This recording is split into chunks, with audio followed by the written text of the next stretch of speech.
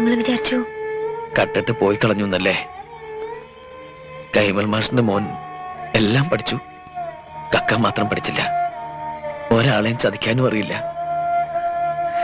അറിയാമായിരുന്നെങ്കിൽ എനിക്ക് ഗതി വരില്ലായിരുന്നു.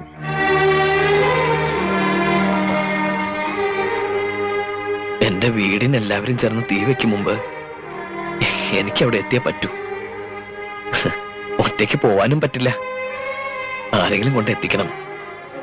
ജീവനോടെ ഞാനവിടെ ചെന്നിട്ടൊരു കാര്യമില്ലേ. ഇൻഷുറൻസ് തുക കിട്ടണമെങ്കിൽ എന്റെ ശവം അവിടെ കിട്ടണം. ഇതൊരു രണ്ടാം ജന്മമായിരുന്നു.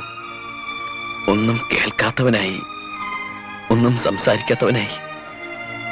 ഇനി ഇതും തുടരാൻ കഴിയില്ല.